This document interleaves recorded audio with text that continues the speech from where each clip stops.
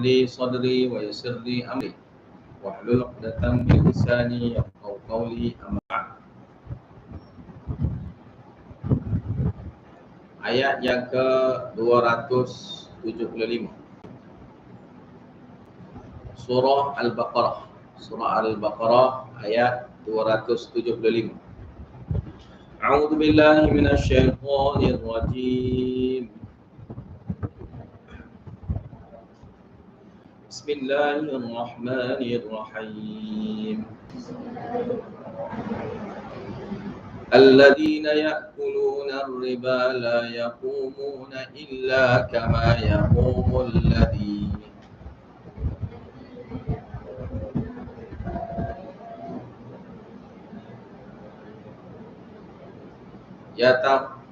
كما يقوم الذي يتخبطه الشيطان من المس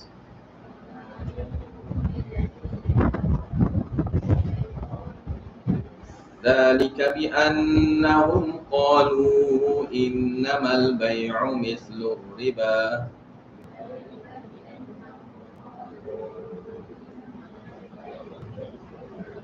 وأحل الله البيع وحرم الربا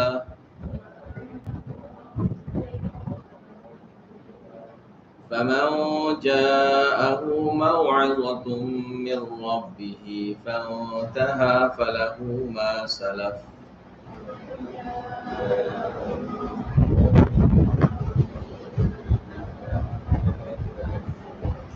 وأمره إلى الله ومن عاد فأولئك أصحاب النار هم فيها خالدون.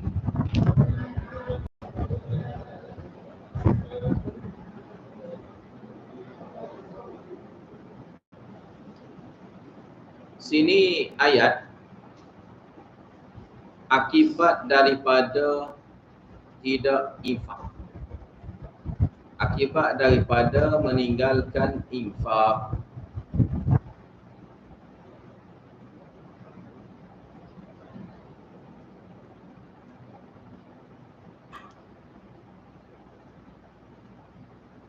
Iaitu mafhum dia sekiranya tidak infak, maka akan infak juga dengan jalan yang haram, iaitu riba.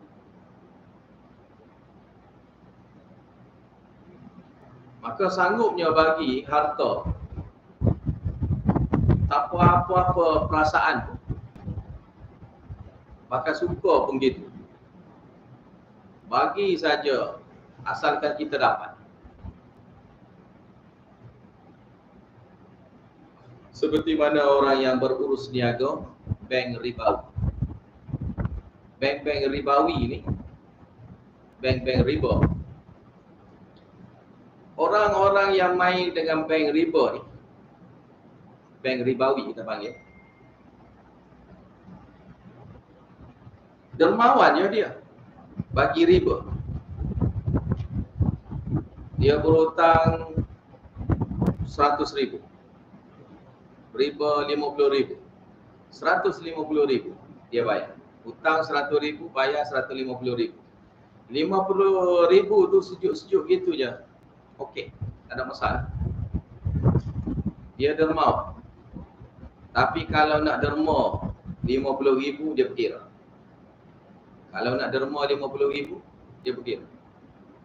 Ataupun 100 tu dia kena bayar riba tu lebih kurang 20,000 lagi, 120,000. 20,000 dia nak bagi infak, dia berkira. Jadi orang ini duduk main riba ni, kita akan tengoknya dia kedekut nak infak. Kalau dia infak sekalipun, dia akan infak dia mesti kurang daripada riba yang dia bagi. Kalau kita pernah dengarnya dia bayar riba tu sampai berpuluh-puluh ribu, kita tak akan dengarnya dia menderma tu sampai puluh-puluh ribu. Ini ghalib lah, ghalib. Mungkin ada, tapi kebanyakan ghalib. Nak bayar macam mana infak kerana sudah lanjur dah nak bayar riba tu banyak. Dan bagi orang yang menerima riba pula, macam mana dia nak bagi? Sebab dia mesti kalau bukan dia kena bagi, orang kena bagi pada dia. Pokok yang terima riba ni, orang yang kena terima riba pada dia. Bagi riba kepada dia. Dan dia akan kedekutnya untuk keluar harta untuk infak. Maka akibat daripada riba ni, dia tidak infak. Maka akibat tidak infak, dia main riba. Alladzina ya'kuluna riba. Orang-orang yang makan riba. Makan riba sini dengan maksud yata'amaluna riba. Ya'kuluna sini dengan makna yata'amaluna riba. Dia bermuamalah dengan riba. Bermuamalah dengan riba, dengan cara riba.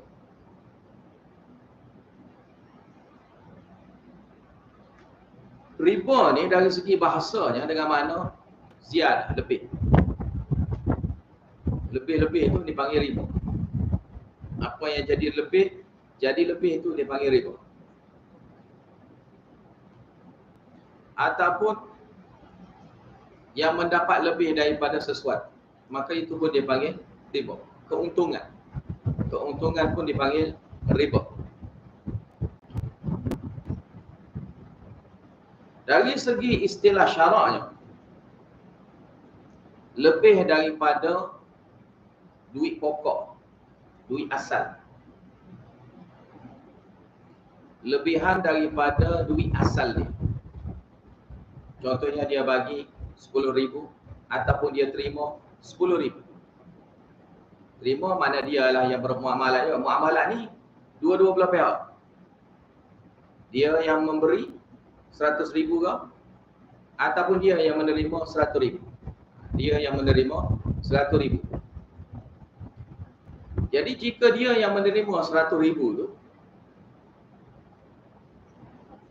maka dia ni biasanya yang berhutang lah. Maka yang lebih daripada asal duit, iaitu berapa tadi, macam contoh tadi 100,000. Maka lebihan daripada itu dipanggil riba. Muamalat dengan cara riba. Yang biasanya ada bayaran dengan bayaran bertempoh. Bayaran dia adalah bayaran yang bertempoh. Riba ni bayaran bertempoh. Sebab tu kita tengoknya tidak ada hutang yang sekejap. Hutang tu sekurang-kurang pun makan tahun juga berhutang. Bukan kata kita nak berhutang, contoh kita nak berhutang hari ni, nak bayar bulan depan, dia tak terima. Bank mana pun tak terima mudah-mudah kita. Aku dah berhutang bulan ni, aku dah berhutang, bulan depan aku nak bayar. Semua sekali. Yang cara gini tak menguntungkan dia. Tak menguntungkan dia. Maka payah nak terima, payah nak lulus. Kecuali kita ada hubungan kau gana kau, kita boleh adjust kau. Tapi secara logiknya tidak terima, dia tak terima. Bayar 2 kali ke, bayar 3 kali ke, mudah-mudah gitu, tidak. Dia naknya paling lama kita berhutang, paling untunglah dia. Paling lama 5 tahun ke, 7 tahun ke, 9 tahun ke, ataupun berpuluh-puluh tahun. Alat itu lagi menguntungkan dia. Lagi lama, lagi untung. Lagi lama, lagi untung. Sebab kita terus menerus membayar riba tadi. Kita bayar hutang, kita bayar riba. Kita bayar hutang, kita bayar riba. Jadi ya'kuluna ni kena ingatlah, dua-dua belah pihak, bukan satu belah pihak. Orang yang memberi dan yang menerima sama je. Mana yang memberi riba, orang yang menerima riba sama je. Kedua-dua belah pihak. Pihak ceti ke ataupun yang berhutang sama je. Ini dipanggil muamalat cara riba. Muamalat cara riba, nak kenal dia mudah ya. Iaitu ada lebihan. Yang lain itu adalah bahas. Yang lain itu bahas. Yang dipanggil apa semua sekali itu Islamik ke apa ke, Iaitu bahas dia. Tapi cerita asalnya, berhutang 100 kena bayar 100 gitu. Hutang beli rumah 800,000, 700,000, bayar juta. Kena bayar tu berjuta, kena bayar. Hutang rumah, nak beli rumah tu 300,000, kena bayar sampai 500, 600,000 kena bayar. Dan orang tak nampak tu kerana kita bayar ansur-ansur. Kalau betul ansuran sungguh pun senang juga. Tapi adanya tambah. Adanya tambahan-tambahan. Jadi muamalat dengan cara yang ada riba, macam riba tu, ataupun memang riba pun dia. Ini kalau macam riba pun kita kena elak. Kita kena elak. Sebab tu huraian-huraian di kalangan yang mengatakan boleh sekalipun, pendapatnya tak jelas. Hanya dia jawabnya pakar. Pakar mengatakan boleh. Pakar mengatakan boleh kerana boleh lah. Alasan mudah gitu. Jadi masalah riba ni masalah zaman sekarang. Sehingga orang kata tak mungkin kalau nak beli apa-apa tanpa riba. Tak mungkin. Sama ada riba tu istilah bahasa ataupun riba tu istilah syarak. Istilah syarak maka haram. Kalau riba tu semata-mata bahasa, maka itu tak semestinya haram lagi lah. Dan itu ada bahas dia. Tapi kita ambil yang asas. Ada lebihan, kita berhutang banyak tu kena bayar lebih. Dipanggil apa sekalipun, itu adalah bentuknya secara jelas, secara zahirnya adalah riba. Kena ingat itu. Bila ini adalah bentuknya riba, zahirnya bentuk riba, kita sebagai orang mukmin kena tinggal. Apa saja ada anasir-anasir riba, tak kira. Dan orang tak boleh nak salahkan kita. Dia kata, mana boleh gitu? Mana boleh? Cara gini. Dia kata, jangan halang orang nak bermuamalah sebegini, dia kata. Jangan halang. Sebenarnya kita sepatutnya katanya, jangan halang kita tak nak bagi orang ni berhutang. Jangan halang. Macam mana orang tu nak berhutang? Yang mana kategori berhutang ni biasanya orang miskin. Orang miskin lah berhutang maknanya. Orang yang memberi hutang tu maknanya dia tu orang kaya. Maka orang kaya nak kekal, nak makan duit orang miskin tu ya sebenarnya. Jadi kita ni, bila kita nampak zahirnya, yang sudahlah kita bercakap yang sudah. Yang sudahnya kena bayar lebih. Tu je nak kira. Yang sudahnya kena bayar lebih. Bila adanya bayar lebih, tak kira memang jelasnya haram ke dia, atau betul ihtiyat, perwaspadaan ke kita. Kita kena tinggal. Mana mungkin kita contohnya nak berniaga. Kita daripada kosong nak berniaga. Tiba-tiba kita nak berhutang dah dengan 200,000, 100,000 ke contoh, nak berhutang.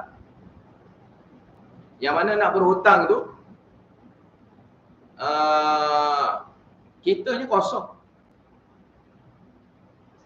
Niaga, kita tak niaga pun lagi. Kita berhutang dah. Niaga pun tidak lagi. Kita berhutang dah. Dan dengan habis duit banyaknya. Dan ambil daripada duit hutang tu lah. Kemudian barulah start niaga. Dan start niaga, tak tahu lagi untung setengah mana. Atas kertas nampak untung. Memanglah. Nasi lemak kalau jual 100 bungkus, nampak untung terus dah. 1000 bungkus sehari, nampak kaya dah kita. Realitinya gitu lah. Atas kertas memanglah. Kita nak masak banyak mana pun boleh. Soalannya laku tidak? Kan? Kita nak masak contoh nasi lemak lah. Nasi lemak kita nak masak 1000 bungkus. Letak tepi jalan. Soalannya habis ke dah 1000 bungkus? Kalau tak habis macam mana? Kita nak buang mana? Mana kita tak niaga pun lagi. Niaga pun tidak pun lagi. Maka start dah kita mulai hari yang kita tak berniaga tu, kita kena bayar juga hutang. Bulan yang mana kita sakit, kita kena bayar juga hutang. Maka sudah tentunya siapa yang mengajar Al-Quran, siapa yang mengajar hadis, siapa yang mengajar agama Islam ni, dia akan larang orang ni daripada berhutang. Karena ini membahayakan dia. Naya dia. Orang tiba-tibanya duduk call kita. Call kita kata, boleh, akaun dah cantik dah ni. Kalau nak berhutang pun boleh ni. Nak ambil rumah pun boleh ni. Orang tu tak ada nak berhutang apa-apa pun. Kerana simpan duit dalam bank. Dia nampak je duit kita ni banyak sikit, dia pun call kita, orang bank. Dan apa dia call? Dia nak suruhnya kita berhutang. Maka kita kena tahu niat asal dia. Dia nak bagi kita berhutang, bukan dia dermawan. Dia nak suruh kita dermawan bagi kepada dia. Bukan dia nak bagi tahu dia baik dengan kita. Dia nak makan duit kita. Maka Allah Ta'ala beritahu, jangan makanlah riba. Alladzina ya'kuluna riba, orang-orang yang makan riba. Orang yang bermuamalat dengan cara riba, dia tak kira lah. Orang miskin yang berhutang ke, orang kaya yang bagi hutang, sama je. Dua-dua muamalat riba. La yaqumuna, mereka ni esok di hari kiamat, mereka ni tak boleh berdiri. Di akhirat dia tidak boleh berdiri. Illa kama yaqumul ladzi yatakhabbathu asyaitanu minal mas. Mereka seperti mana berdirinya orang yang kena perebah. Yatakhabbathu asyaitan ni orang yang diperebahkan oleh syaitan. Orang yang direbahkan oleh syaitan minal mas, kerana sampukan dia, kerana sentuhan dia. Mas ni makna asalnya sentuh. Disentuh oleh syaitan. Dan mas juga dengan makna majnun, dan majnun tu maksudnya dirasuk jin. Majnun dengan maksud dirasuk jin. Jadi sini dia sebut yang kena, yang dia tak beritahunya akibat daripada kena. Ayat ni tak sebutnya selepas daripada kena. Jadi selepas daripada kena, orang yang kena saput jin ni, kita tengoknya dia tak dapat berdiri dengan betul. Dia berjalan pun dia akan jadi terhuyung hayat. Dan dia pula nampak macam orang gila. Kerana disapuk oleh jin. Disapuk oleh syaitan jin ni. Maka begitulah keadaan ni. Begitulah keadaan orang yang pemakan riba. Orang yang bermuamalah dengan cara riba. Mana Allah Ta'ala tunjuk pada kita, ada orang kena saput jin, ada orang tu kena saput jin. Maka kalau kita tengoknya ada orang kena saput jin, kita kena ingat ayat. Ayat ni apa? Kalau kita makan riba ginilah jadi. Jadi macam orang gila. Jadi macam orang gila kena saput ke jin. Zalika, perkara itu kena pada mereka. Ni keadaan bangun dia, mana dia tak boleh diri betul. Maka macam mana lagi azab? Sudah tentu makin teruknya azabnya yang dia akan dapat. Bi'annahum, kerananya mereka, qalu, mereka berkata, iaitu di dunia mereka berkata, innamal bai'u mithlur riba. Sungguhnya perniagaan itu sama je dengan riba. Nak sama macam mana ya kamu duduk berniaga nasi lemak? Itulah berniaga sebenar. Bank ni niaga apa? Bank tu niaga apa? Dia niaga hutang kita je. Dia niaga hutang kita je. Bank tu niaga apa?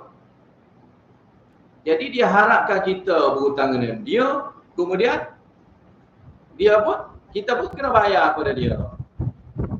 Jadi kalau kita pergi bank, apa yang ada di bank? Kertas je ada. Di bank ni sibuk dengan kertas, penuh kertas. Kalau nak sign tu betapa banyak sign kita nak kena sign.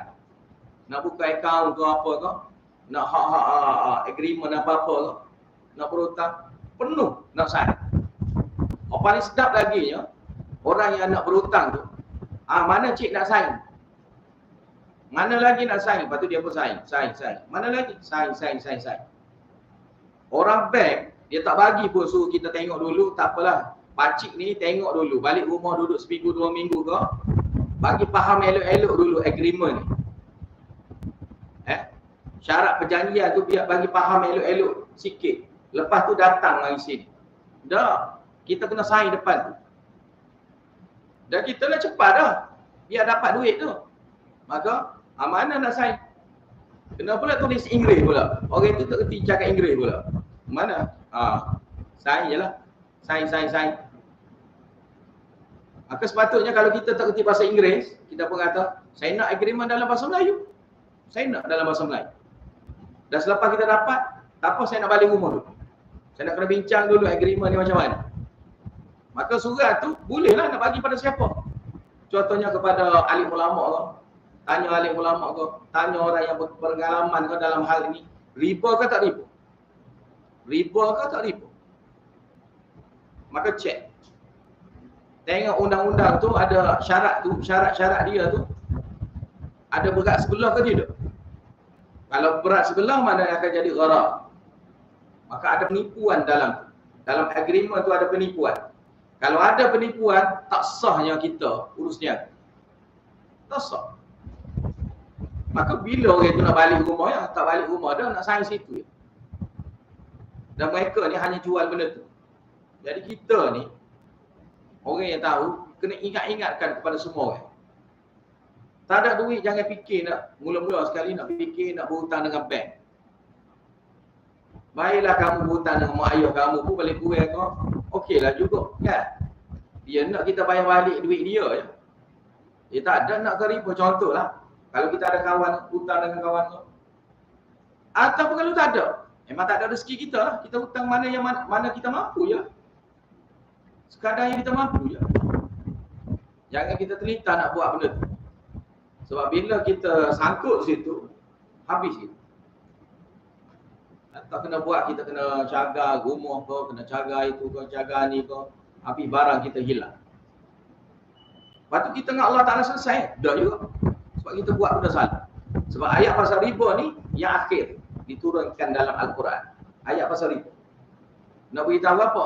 Riba ni tidak masuk. Tu mana dia? Riba ni tidak masuk. Dan riba ni satu benda yang bahaya di akhir zaman. Lepas tu mana ni bahaya? Kita bagi kita tak ada riba. Ya, tak ada. Mana tak ada riba? Bagi kita.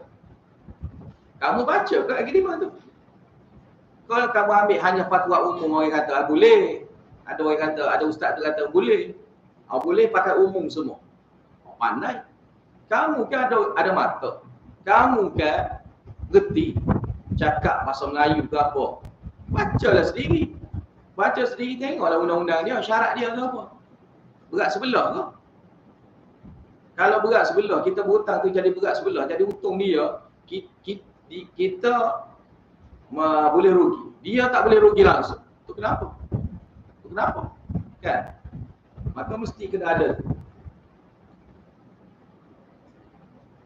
Maka kalau katanya sama, yang jual nasi lemak tu, duk niaga nasi lemak tu sama dengan cara yang dia orang berniaga untuk dapatnya bayaran riba. Mana sama? Tak sama. Dia bayar apa kita dapat apa? Kita jual barang, ada juga barang kita. Dia jual apa? Jual duit je. Jual duit dapat duit. Dia jual duit dapat duit. Kalau jual duit dapat duit, bukan niaga gitu. Bukan niaga. Wa halallahu al-bai', Allah Taala menghalalkan jual beli. Wa harama riba, dan Allah Taala haramkan riba. Itu jelas. Ni yang jelas ya, Allah Taala halalkan jual beli. Jadi niagalah. Jual belilah. Kamu jual beli. Bila sebut kata jual beli, banyak benda kita boleh niaga. Takkanlah semua orang nak buat nasi lemak. Nasi macam-macam jenis nasi pun ada. Kalau buat nasi saja. Kalau buat roti, macam-macam jenis roti. Kalau buat barang, macam-macam jenis barang. Dalam rumah tu tak tahu berapa ribu barang ada yang kita boleh jual. Maka kenapa tak nak jual beli? Kita buat urusan jual beli. Kan? Buat urusan jual beli. Kita ada jual, kan? Ada orang beli dengan kita. Ada satu masa kita beli dengan orang pula. Kan? Kita jual nasi. Orang lain jual beras, kita beli beras dia pula. Kan? Kita jual nasi. Dengan orang lain kita beli beras. Karena kita pakai untung sama satu sama lain. Tapi bukan niaga duit. Mari nak hutang aku. Tapi kan kamu dah bayar. Interest dia panggil interest lah. Bunga dia. Bunga dia adalah sekian. Bayar. Bayar bunga dia.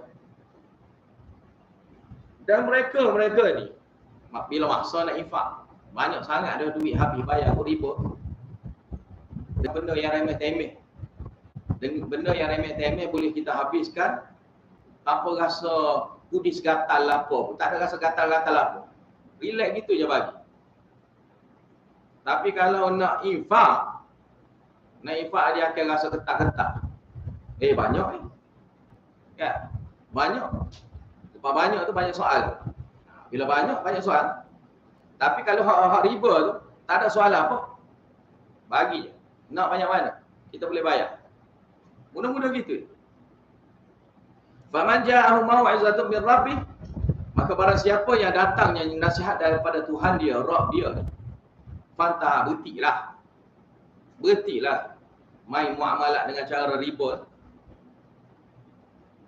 Falahu masalah, bolehlah kepada dia apa yang lepas. Yang lepas tu tak okeylah, tak ada masalah. Dia dah ambil dah riba, dia dah beri dah ambil dah riba lah, tak ada masalah. Bagi orang yang berhutang riba pula, lain kali tak boleh dah. Lain kali tak boleh dah. Tapi sekarang tu dia kena selesaikanlah. Memang kena bayar. Mana setiap kali dia bayar, dia akan rasanya bodohnya dia. Bayar bodoh. Mana dia akan rasa, setiap kali dia bayar, dia akan rasa bodohnya dia bermuamalat dengan cara riba. Lama-lama insaflah dia. Hari-hari duduk kata, cara ni tak betul, cara ni salah. Nyesalnya aku kena bayar mudah-mudah ya. Kalau aku infakkan banyak ni. Kalau aku infakkan banyak dah aku boleh infak. Ni tidak, duit ada selebih-lebihnya, tak ada, kena bayar. Niaga baru nak naik baru. Niaga baru yang nak naik. Jual nasi lemak pula tu, contoh je. Baru yang nak laku satu bungkus adalah kena bayar pula riba. Sedap lagi dia makin kaya, dia makin berhutang riba. Itu lagi berat. Dia dah kaya dah. Bila kaya dia berhutang lagi. Sampai ketua tu dia berhutang. Hari tu berhutang untuk meniaga nasi lemak 1 bungkus. Kemudian nak meniaga nasi lemak 1000 bungkus tu, berhutang pula. Lepas tu nak besarkan lagi, nak bagi cawangan banyak lagi. Berhutang pula. Jadi sekeliling dia ya, dia dapat untung untuk bayar hutang dan riba. Untuk bayar hutang dan riba. Jadi hidup dia, kerja dia untuk bayar riba. Sampai bila? Sampai mati dia. Hidup untuk bayar riba.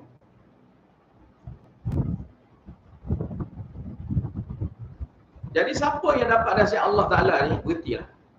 Untuk dia yang lepas tu tak ada masalah. Dia bayar riba, dia terima riba, yang lepas-lepas tak ada masalah. Wa amruhu, dan urusan dia serah pada Allah Ta'ala. Jadi Allah Ta'ala cek balik. Betul ke hati dia ni bertaubat? Hati dia bertaubat tu betul ke tidak? Nanti Allah Ta'ala selesaikan dia esok lah. Wa man 'ada, barang siapa yang ulang balik, nak urus niaga jenis ni juga, nak berhutang jenis riba ni juga, nak beri hutang dengan cara riba ni juga, faulaika ashabun nar, mereka itu adalah penghuni tetapnya neraka. Hum fiha khalidun, mereka itu kekal dalam. Ini bagi orang yang degil. Ada sini, ulang sini dengan maksud mereka itu kufur dengan degil. Bahaya. Yamhaqullahu ar-riba wa yurbis sadaqah. Allah Ta'ala menghapuskan riba. Allah Ta'ala yang hapuskan riba. Kita jangan hidup riba.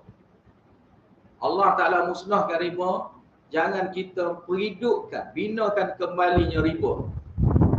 Allah Ta'ala sudah musnahkan ini. Dengan Allah Ta'ala beri hukum ini, nak suruh musnahnya hukum riba. Dan sini juga dengan makna yamhaqullahu riba. Allah Ta'ala menghapuskannya, tak kira apa saja yang berkaitan dengan riba, walaupun nampak dapat banyak. Urusan niaga riba ni kita dapat banyak. Ya. Kalau kita berhutang pun kita dapat banyak. Kalau kita memberi hutang pun kita dapat banyak. Tak apalah bayar sikit-sikit pun, kalau hak kini bayar sikit-sikit tu tak apa. Asalkan kita jadi kaya-raya dengan cara hutang, tak ada masalah. Kan untung ni dia kata. Maka sinilah wa in kana ziyadah. Walaupun ia tu nampak lebih. Walaupun nampak lebih, sebenarnya kali Allah Taala hapuskan. Allah Taala sudah hapuskan, dia yang menghidupkannya.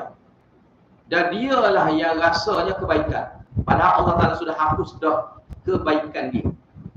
Hapus ini, hapus kebaikan dia, keberkatan dia. Allah Taala hapus semua. Tapi dia rasa riba itu adalah menguntungkan. Wa yurbi sadaqat, dan Allah Ta'ala mengkembang biakkan sedekah. Sedekah ni Allah Ta'ala kembang biakkan ia. Wa in kana nuqsan, walaupun dia tu nampak kurang. Bila bagi sedekah, bagi infak, nampak kurang duit kita. Memang pun infak makin kurang duit kita. Kita keluar makin kurang, keluar makin kurang, sehingga tak ada langsung. Tapi Allah Ta'ala ganti kadang-kadang kan, ganti dengan benda lain lah. Allah Ta'ala bagi keberkatan hidup kau, ya. Mana dengan kesihatan kau, Allah Ta'ala bagi dengan harta yang paling utama kau, iaitu ilmu kau. Allah Ta'ala bagi dia makin faham agama kau. Tapi buat harta dia nampak macam kurang. Jadi sinilah disebut walaupun kurang. Walaupun dalam ayat lain ada beritahu Allah Ta'ala akan tambah. Sebab tambah ni dia ada cepat lambat.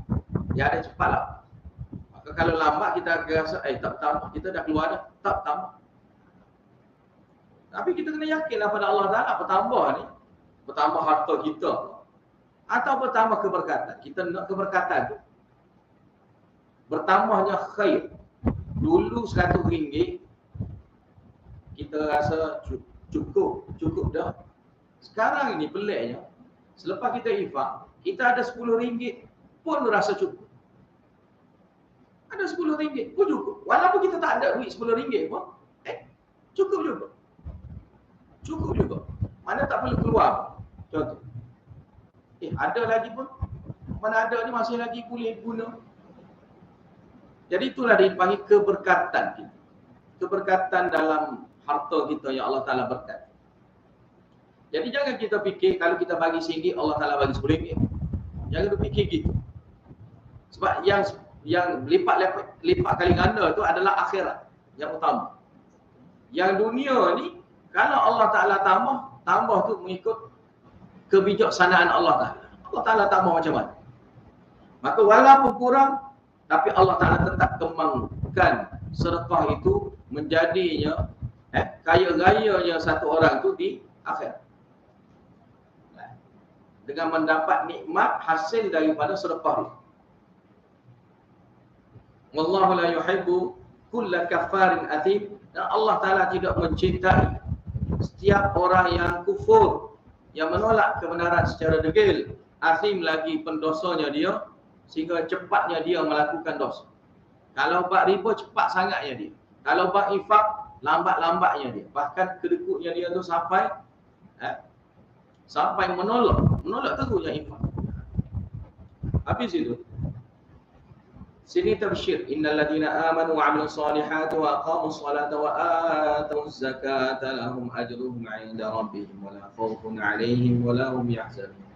Sungguhnya orang yang beriman dan beramal saleh. Beramal saleh sini maknanya ta'mim, yang umum dia. Amal-amal yang umum disebutkan sini. Wa aqamus salat itu amal yang khusus. Dan lebih-lebih laginya mereka itu mendirikan solat. Wa atuz zakah, dan menunaikan zakat. Aqamus salat mewakili ibadah badani, tubuh badan. Atuz zakah mewakili ibadah maliyah, ibadah harta.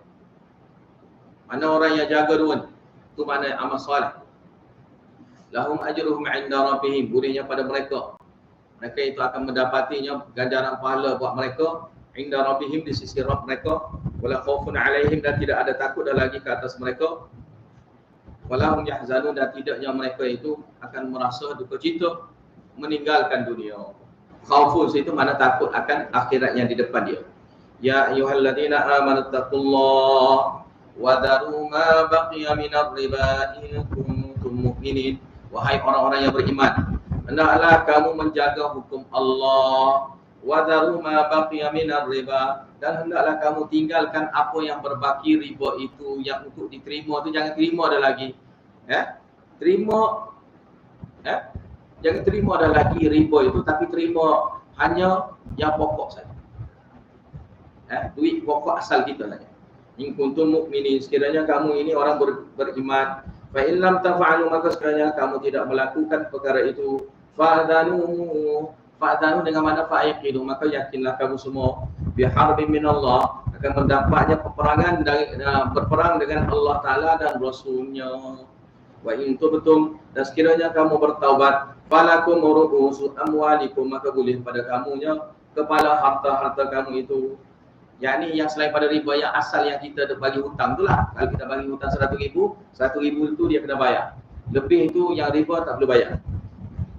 La tazlimuna, yang sepatutnya kamu tidak menzalimi, wala tuzlamuna, dan sepatutnya selayaknya kamu tidak dizalimi. Yani la tazlimuna, kamu tidak menzalimi. Sini dengan mana? Dengan tidak ada menambah-nambahnya hutang itu dengan bayaran-bayaran lebihan. Tak ada bayaran lebih. Kalau 100,000 sudah. Itu dipanggil la tazlimu, kamu tidak menzalimi. Wala tuzlamu, kamu tidak dizalimi. Sini maknanya dibayar, situ jadi bayarnya kurang. Jangan bayar betul, bayar kurang. Wa in kana dhu 'usratin fanaziratun ila maisarah wa tasaddaqu khairun lakum in kuntum ta'lamun. Wa in kana dhu 'usratin, dan sekiranya dia itu dhu 'usratin. Kana sini fi'il tam. Mana dia hanya cukupnya dengan fa'il saja ataupun dengan isim saja, isim tam lah sini. Fi'il tam. Jadi dhu 'usratin sini orang yang susah. Orang yang menghadapi kesusahan. Jawab bagi in-nya fanaziratun ila maisarah. Maka bagi tempoh, pemberian tempoh hingga ke masa-masa yang mudah. Masa-masa yang mudah untuk dibayar. Kalau kita paksa dia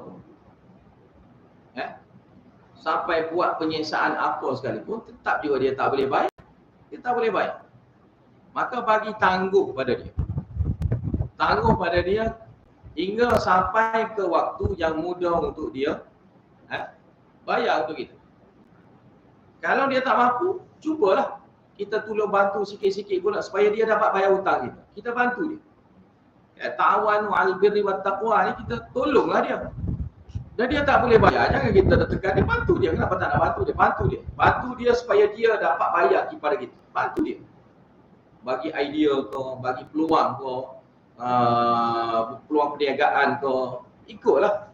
Supaya mudah-mudahan dia dapat bayar.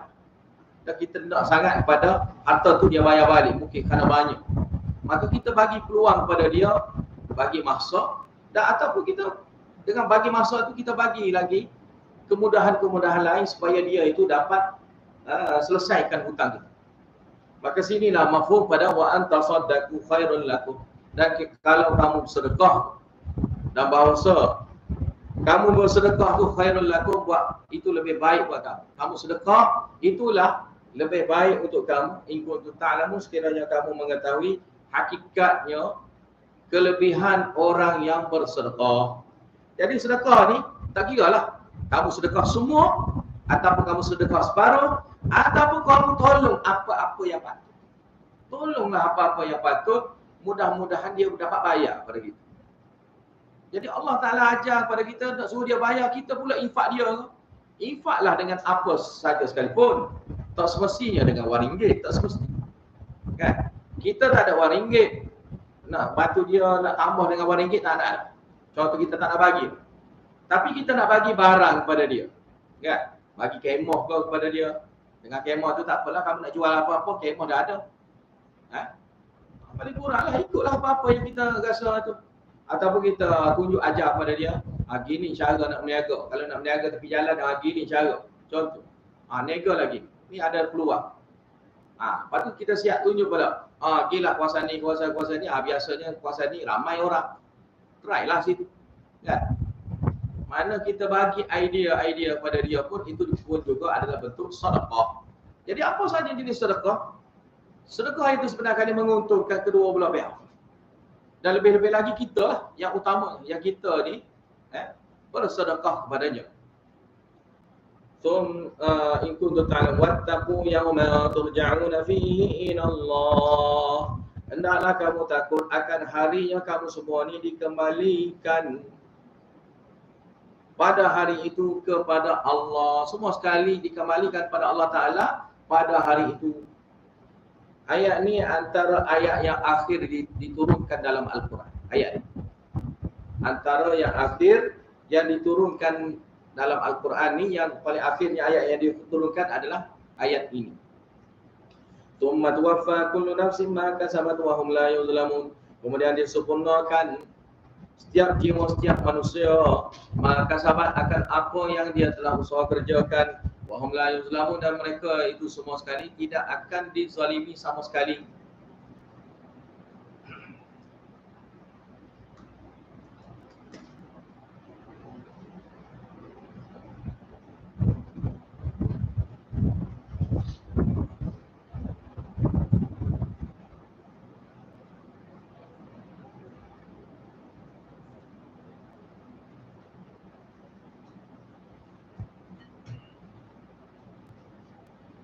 Habis itu,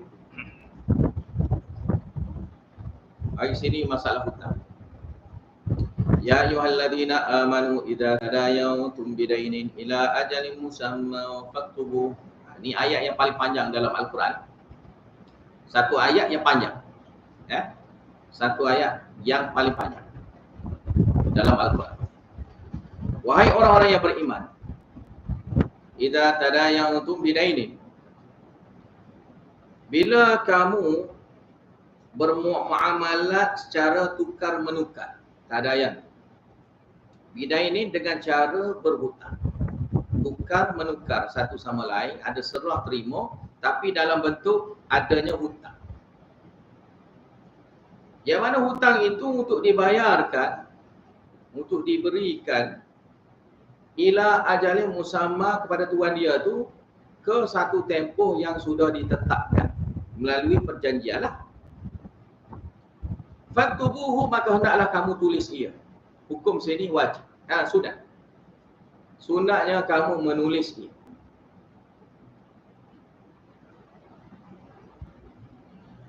Jadi semua orang tulis tu hukumnya sunat. Yang pentingnya bayar. Bukan tulis tu yang penting, yang pentingnya bayar. Tetapi sunat tulis. Ada alasan dia selepas pada. Wal yaktub bainakum katibun bil adl, dan hendaknya juru tulis di kalangan kamu menulis secara adil akan isi perjanjian itu. Yang ada menulis hutang yang kena bayar banyak mana, kan, bila, kan, hutang apa, bayar bila, ada tempoh dia tu lah. Jadi sininya penulis tu tak kira lah siapa. Ya, kita lantik dia sebagai penulis ataupun kita sebagai penulis. Sebab penulis tak semestinya orang lain, kita pun boleh tulis. Jadi kalau kita pandai tulis, kita tulis. Tapi tulislah dengan adil. Dengan adil sini, ini bagi pihak orang yang diminta kepada dia menulis. Mestilah kena tulis dengan adil. Dan orang yang nak menulis tu secara amnya semua sekalinya, orang yang menulis itu kena tulis dengan adil. Wala ya'ba katibun an yaktuba kama 'allamahu Allah. Janganlah penulis itu enggan menulis seperti mana yang Allah Ta'ala sudah ajarnya kepada dia tulis. Allah Ta'ala ajar kepada dia tulis, tulislah. Dan orang suruh tulis, tulis. Fal yaktub, maka tulislah dia. Wal yumlil, tulislah Wal yumlil sini makna sebut. Sebutlah secara lisan kepada jurutulis. Itu maknanya. Alladhi alaihi al-haq, orang yang mana hak itu ditanggung oleh dia. Iaitu haknya hutang itu dialah yang kena tanggung, kena bayar lah maknanya. Dia yang kena bayar. Maka hendaklah dia menyebut secara lisan kepada jurutulis supaya jurutulis itu boleh tulis semua sekali secara adil. Wal yattaqillaha rabba, dan hendaklah dia takut pada Allah Tuhan dia. Wala yabkhas minhu syai'a, dan jangan dia kurang sedikit pun daripada hutang itu. Fa in kana alladhi 'alaihi al-haqqu safihan, maka sekiranya orang yang menanggung hutang itu safihan, jenis bodohnya dia, bodoh jenis terencah akal ke macam mana, au dha'ifan, ataupun orang yang lemah, au la yastati'u an yumilla, ataupun dia ni tak mampu nak menyebut secara lisan. Huwa situ takkid pada fa'il, fa'il yumilla. Fal yumlil waliyuhu, maka hendaklah mengucapkan secara lisan, menyebut secara lisan oleh waliyuhu, wali dia, penjaga dia, bil adli, dengan adil, wastashhidu syahidaini min rijalikum, dan ambillah saksi, carilah saksi, dua orang saksi di kalangan dua orang di kalangan lelaki kamu. Fa illam yakuna rajulain, maka sekiranya tidak ada dua orang lelaki, farajulun, maka satu orang lelaki, wa mar'atani, dan dua orang perempuan, mimman tardawna minasyuhada, di kalangan orang yang kamu redai dia tu menjadi saksi.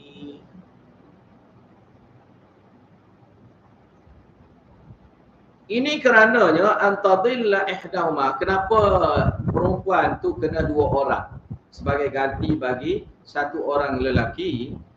Jawapan dia antadilla ihdahuma, bahawasa tadilla dengan mana tansah, lupa. Salah seorang daripada dua orang perempuan itu sekiranya dia lupa. Perempuan banyak lupa. Antadilla ihdahuma, perempuan itu salah seorang di kalangan dua orang perempuan itu lupa, fatudzakkira ihdahumal ukhra, maka yang seorang lagi perempuan itu akan ingatkannya balik, bagi dia ingat.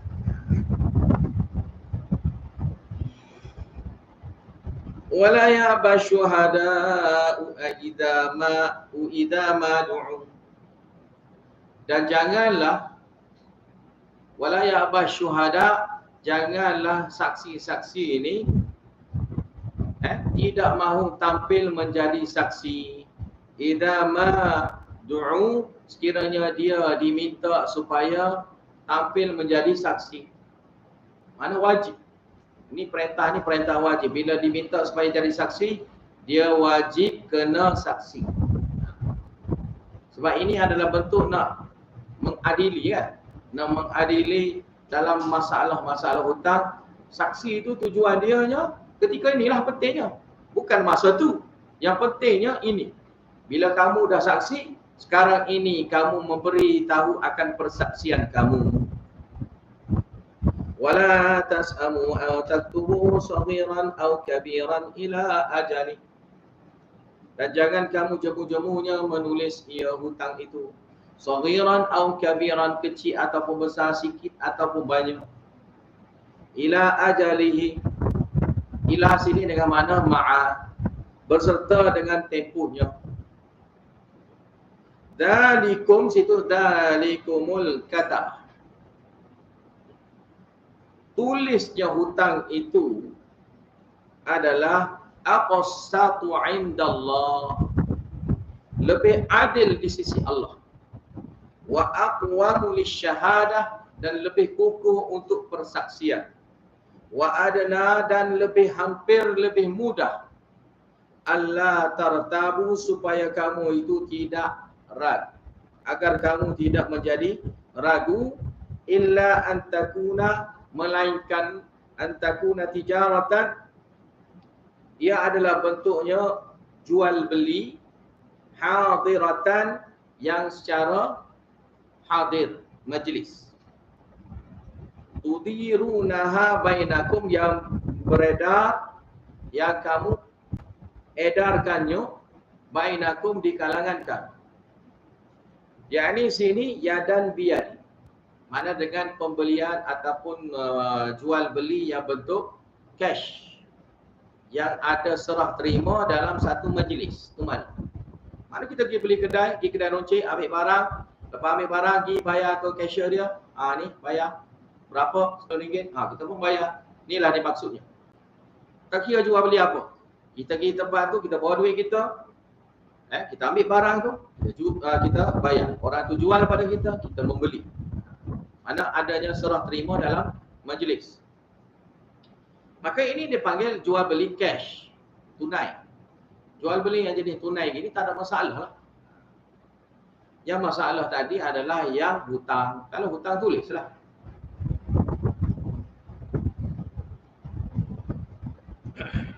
Falaisa alaikum junahun alla taktubu. Maka tidak jadi salah sekiranya kamu tak tulis. Tak salah. Kamu beli apa nak kena tulis ke? Tak salah pun tak tulis. Tapi kalau kamu perlu tulis, tulislah. Tapi tak wajib pun kamu tulis. Dan tak salah pun kalau kamu tak tulis. Wa ashidu idza tabaya'tum, dan bersaksilah kamu bila kamu berjual beli ni, biarlah ada saksi. Bersaksi ini untuk menguatkan lagi masalah jual beli. Sebab kadang-kadang jual beli itu melibatkan perkara-perkara yang penting, maka sudah tentunya kena adanya saksi. Dan sekarang pun kalau kira-kira ada banyak yang saksi, saksinya antaranya bentuk resit ke. Resit itu sebagai saksi. Resit itu jadi sebagai saksi juga sekarang ni. Kita ada serah terima, kita terima barang, kemudian dia pun bagi bentuk saksi dia. Itu resit dia. Resit itu sebagai saksi. Ada juga saksi bentuk resit, ataupun yang mana kita menyaksikan jual beli itu.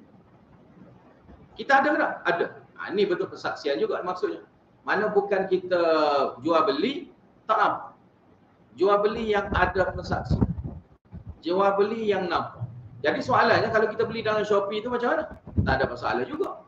Sebab ada juga saksi. Iaitu apa saksi? Saksi tengoklah. Barang tu ada. Ada, tengok. Lepas tu ada pula orang tengah sebagai pendamai. Shopee tu pendamai. Shopee tu sebagai pendamai. Kalau adanya penipuan, maka kita boleh claim, kita boleh tarik baliknya duit kita yang kita beli. Maka itu ada jaminan penjamin. Maka itu tak ada masalah. Bukan sekadar kita jual beli ada saksi, dan ada jaminan pula. Itu bab lain. Ada jaminan depan ni. Wala yudhara katibun wala syahid, dan tidak patutnya dibuat susah kepada penulis dan juga saksi. Yang ni penulis dan saksi ni dengan tak bayar upah dia lah. Jangan buat naya dia jadi saksi saja, kena keluar duit sendiri. Janganlah. Bayarlah ke dia. Duit tambang ke apa ke, kenalah bayar. Dia tulis tu, bayarlah upah dia. Jangan pula dia korban masa. Kan masa kan kita curi masa dia. Bila kita curi masa dia, kita ambil masa dia, kita bayarlah sikit. Jangan buat susah dia. Letih saja dia buat kerja untuk kita. Bayarlah. Jadi wa in taf'alu, maka sekiranya kamu melakukannya, iaitu melakukan apa yang nuhi itu. Kamu melakukan apa yang dilarang terhadap kamu. Fa innahu fusuqum bikum, maka sesungguhnya kefasikan itu kembali kepada kamu. Kefasikan itu berbalik kamu yang dapat. Dosa fasik, perbuatan fasik itu kena pada kamu, kenalah kamu. Wattaqullah, dan hendaklah kamu takut pada Allah. Wa yu'allimukumullah, dan Allah Ta'ala itu pula mengajar kepada kamu ilmu. Wallahu bikulli syai'in alim, dan Allah Ta'ala itu maha alim atas setiap sesuatu. Tuhan yang maha alim ajar pada kita, ikut je lah. Yang paling alim siapa? Allah. Habis itu. Wa in kuntum ala safarin wa lam tajidu katiban farihanun maqbudah. Dan sekiranya kamu dalam musafir, walam tajidu katiban, dan kamu tak ada jumpanya penulis, nak cari mana penulis? Tak ada. Jurutulis tidak ada. Farihanun, maka dengan adanya gadaian.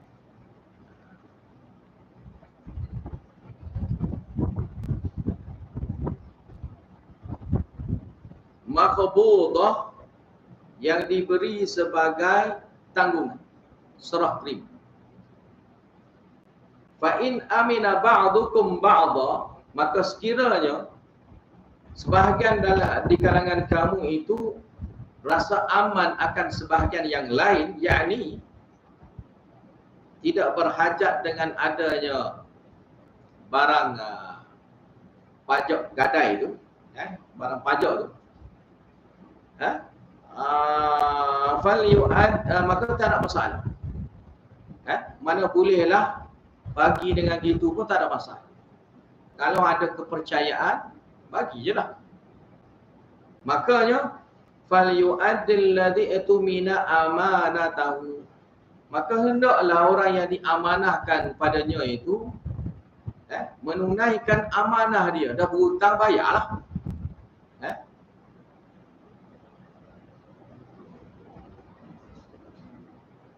Jadi barang gadai yang dijadikan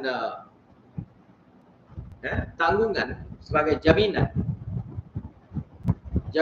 akan haknya ia itu, kalaulah ada guna, yang tu sebagai nak kita nak apa, nak berhutang, kita gadai lah.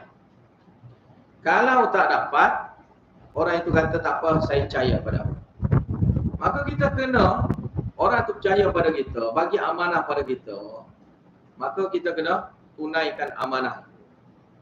Wal yattaqillaha rabbah, dan hendaklah dia tu takut pada Allah Ta'ala, Rabbnya.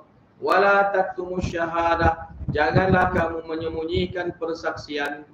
Wa man yaktumha fa innahu athimu qalbuh, para siapa yang menyembunyikan persaksian, maka iaitu pendosa hati. Pendosa hati. Pendosa hatinya sini maknanya hati itulah yang mendorong dia jadi orang jahat, yang menjadi penjahat, yang jadi orang yang pendosa. Wallahu bima ta'maluna alim, dan Allah Ta'ala akan apa yang kamu amalkan itu alimun. Allah Ta'ala alim. Lillahi ma fis samawati wa ma fil ard. Ini dalil akli. Milik Allah Ta'ala apa saja yang di langit-langit, wa ma fil ard, dan apa saja yang di bumi. Wa in tubdu ma fi anfusikum aw tukhfuhu yuhasibukum bihillah. Dan sekiranya kamu tunjukkan apa yang ada di dalam hati kamu, di dalam diri kamu, aw tukhfuhu, ataupun kamu sembunyikan ia, yuhasibukum bihillah, nescaya Allah Ta'ala akan menghisap ia buat kamu semua. Maka sahabat pun tak, dalam hadis bila jumpanya ayat ni, sampai ayat ni, sahabat semua sekali ketak, takut semua. Kerana dosa yang tersembunyi dalam hati pun Allah Ta'ala nak azab. Maka Allah Ta'ala pun turunnya ayat yang kat bawah tu lah. La yukallifullahu nafsan illa wus'aha. Tu ayat.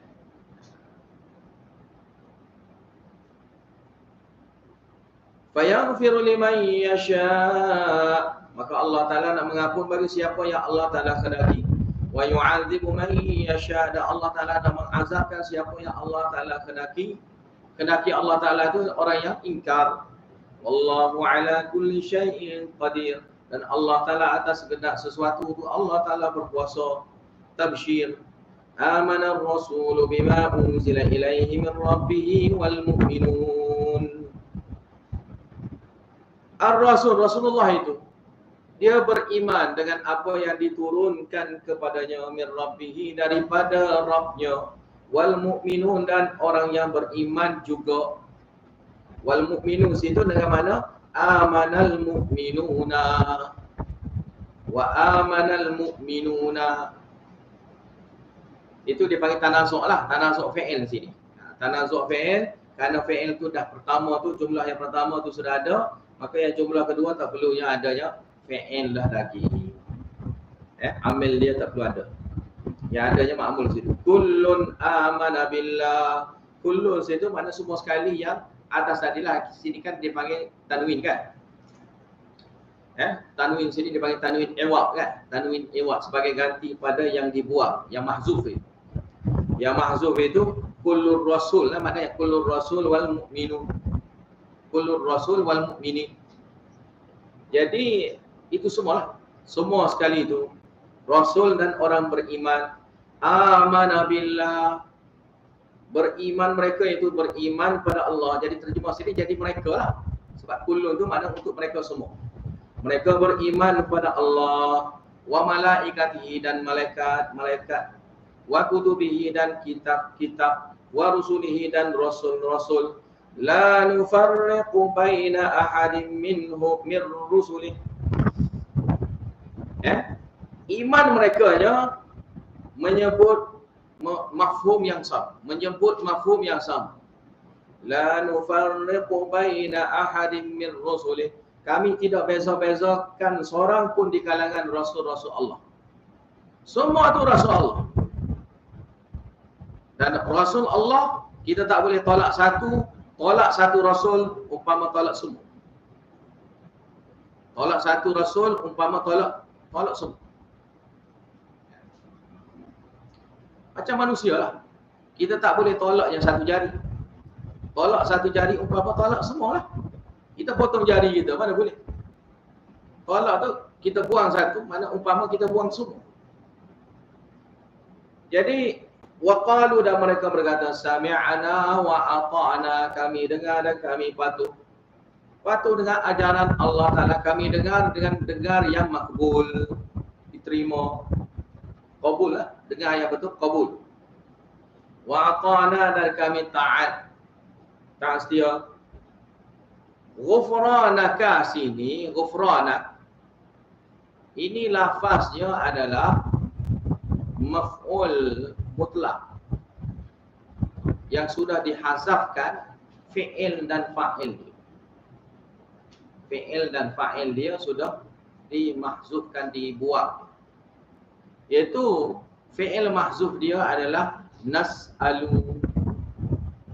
Nas'alu, kami memohon. Apa dia? Ghufranaka, keampunan kamu. Rabbana, wahai Rabb kami. Rabbana dengan mana? Ya Rabbana, wahai Rabb kami. Wa ilaikal masir, dan kepada engkau lah tempat kembalinya ya Allah. La yukallifullahu nafsan illa wus'aha.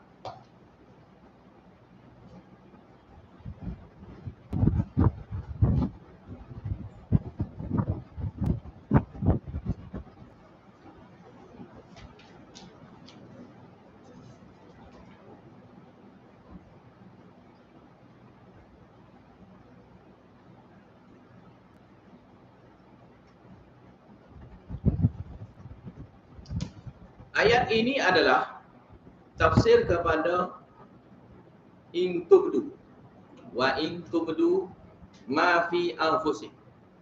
Seperti mana yang saya dah ucapkan tadi lah.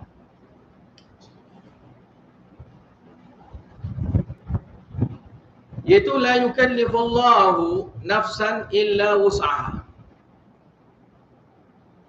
Allah Ta'ala tidak membebankan seseorang pun melebihi daripada kemampuan dia. Illa wus'aha. Wus'aha situ dengan mana? Taqatah. Itu melebihi kemampuan dia. Mana Allah Ta'ala tak bebankan lebih daripada kemampuan yang dia mampu. Tidak. Laha ma kasabat, untuknya nikmat. Laha sini untuk nikmat. Untuknya ma kasabat, apa yang dia usahakan kerja, amal yang untuk dapat nikmat tadi. Amal soleh lah. Wa alaiha, guna perkataan alaiha sini mana atasnya, iaitu azab. Kalau guna atas dia, dengan mana azab.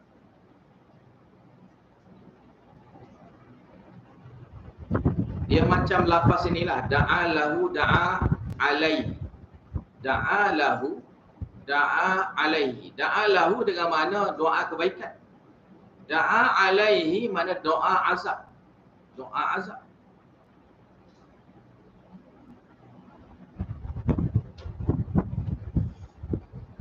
Jadi sininya wa alaiha maktasabat, dan ke atasnya apa yang dia usaha kerjakan dosa itu. Yang bersungguhnya dia itu melakukan dosa, maka bolehlah pada dianya upah dia azab.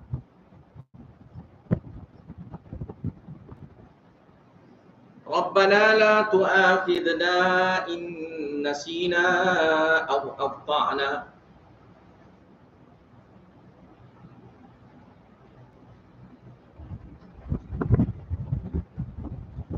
Sini ada satu lagi saya nak beritahu. Laha ma kasabat wa alaiha maktasabat. Makna sama je, tapi lafaz nampak tak sama. Kasabat, iktasab. Kasabat, iktasab.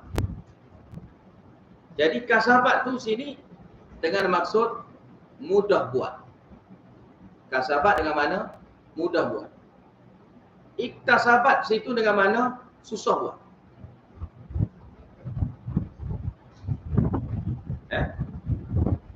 Amal kebaikan ni senang buat. Sebab dia ajar kan. Benar ajar, kita ikut je yang dia ajar. Benda dosa ni kita kena rekod sendiri. Kena buat dengan cara kita sendiri. Semua kena fikir sendiri dengan banyak susah payah dia. Maka iktasabat ni nak bagi tahu dosa ni payah buat. Payah nak buat. Maka sunglah. Sesuai sangatlah kena azab. Pergi buat juga benda yang susah buat. Dosa. Macam syirik. Senang ke buat? Susah nak buat. Bid'ah. Senang ke? Susah. Nak buat bid'ah. Kan nak kacau bubur syurga tu. Kan? Bubur Asyura tu kan. Start daripada pagi sampai petang. Bukan senang. Nak kucar dia tu. Kucar. Bagi orang buat tu dia rasa sudah buat amal kebajikan dah. Dia tak apa. Dia pun dia kata ni niat untuk bagi orang ramai makan. Dia pun kacau daripada pagi sampai petang. Rasa kira lah siapa yang pernah kacau bubur Asyura tu dia akan berkecil-kecil dah. Kena dengan kita. Lepas tu dia kena kacau dengan batang kayu panjang sikit. Dia macam dodol lah. Berkecil-kecil tu sampai bila tu? Sampailah ke petang, barulah masuk. Macam dodol. Lepas tu dia anggap dapat pahala. Resipi tu kita dapat pahala. Resipi lain tak dapat pahala. Hari Asyura kalau buat biryani tak dapat pahala. Buat bubur Asyura baru dapat pahala. Itu kefahaman dia. Kita kena buat. Kalau orang buat bubur Asyura, kita buat lain. Kita buat apa? Kita puasa lah. Sebelum Muharram kita puasa. Tak nak buka puasa, kita bagi makan kepada orang ke orang. Bagi makan. Siapa lagi puasa hari ni? Kita bagi makan. Kita buat gitu. Bagi makan pula, bagi makan apa? Bagi makan lah, tak kira lah biryani ke nasi arak ke apa ke kita bagi. Ini tidak, nak suruh bubur syurga tu yang juga nak makan. Rabbana la tu'akhidna, wahai Rabb kami. La tu'akhidna, jangan azab kami. Janganlah kamu azab kami. In nasina, sekiranya kami lupa. Au akhtana, sekiranya kami salah. Ataupun kami salah buat. Kami lupa, kami salah ya Allah, jangan azab kami. Dan daripada ayat ni lah juga sebagai asas Tidak menjadi salah sekiranya kalau terlupa. Tidak jadi salah sekiranya tersalah. Sekiranya tersalah. Rabbana wala tahmil alaina, wahai Rabb kami, jangan bagi tanggung pada kami. Jangan bagi kami pikul. Jangan kamu pikulkan kami. Alaina, ke atas kami. Iaitu pikulkan sini, pikulkan syariat. Jangan kamu pikulkan kami dengan syariat. Isran iaitu beban syariat itulah. Isran, beban syariat. Kama hamal tahu, seperti mana kamu bagi pikulkan beban syariat itu alal ladina min qablina, ke atas umat yang sebelum daripada kami. Yang mana berlakunya seperti mana contoh, kenanya najis, kena potong, kena potong pakaian yang kena najis, mesti dipotong, bukan dibasuh. Itu seperti mana yang disebutkan dalam Sahih Al-Bukhari. Kemudian seperti mana yang kita dah belajar daripada awal surah Al-Baqarah, sesiapa yang syirik pada Allah Ta'ala, maka hukumnya bunuh, akan dihukum bunuh. Mana ada orang lain akan membunuh dia, mana hukum bunuhlah bagi siapa yang syirik pada Allah Ta'ala. Tapi kalau umat yang sekarang ni, kalau dah bertaubat gitu, tak ada masalah. Tak ada masalah. Kecuali murtad lah. Murtad tetap juga hukum bunuh.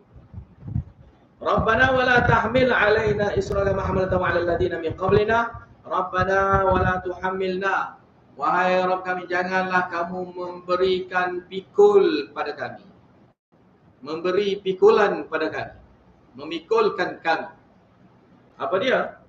Sini dalam perkara-perkara takwini. Perkara-perkara takwini. Yang tadi tasyri'i, yang syariat. Yang ini pula adalah hukum-hukum yang bentuk takwini. Takwini ini yang berkaitan dengan kejadian. Kejadian-kejadian yang mengena kita lah.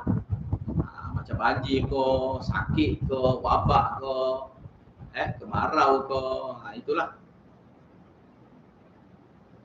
Ma la taqata lana bih, yang mana ia itu kami tidak mampunya nak tangguh ia.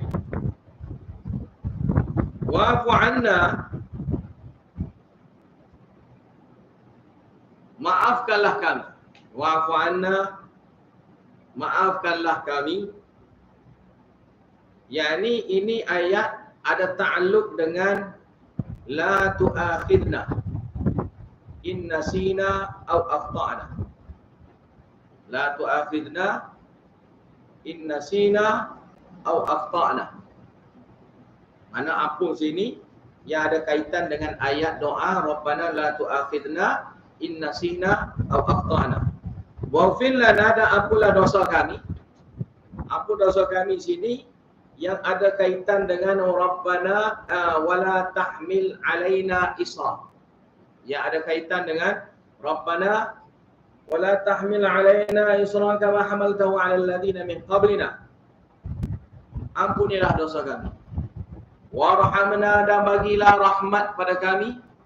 Rahmat pada kami di sini ada kaitan dengan ayat Rabbana wala tuhammilna ma la taqata lana bih. Semua sekali, wa'fu anna ke, wa'fil lana ke, warhamna ke, satu maksud saja. Itu minta Allah Ta'ala berdosa. Ia adalah satu maksud. Anta maulana, engkaulah pelindung penjaga kami. Yakni fidarain, iaitu di dunia dan akhirat. Fansurna, maka tolonglah kami. Alal qaumil kafirin, nak lawan, nak mengalahkan kaum yang kafir, yang menolak kebenaran secara degil itu. Jadi tafsir kepada kaum yang kafir itu surah Ali Imran. Surah Ali Imran. A'udzu billahi minasy syaithanir rajim. Bismillahirrahmanirrahim. Alif Lam Mim. Allahu la ilaha illa huwal hayyul qayyum.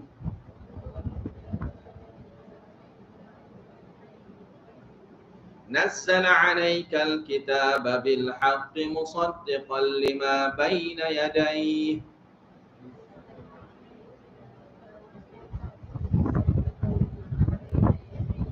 وأنزل التوراة والإنجيل.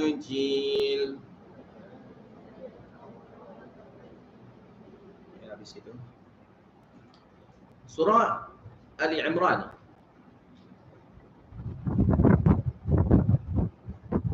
nak cerita pasal syubhah kekeliruan orang kafir, yang terutamanya sifat golongan Nasara.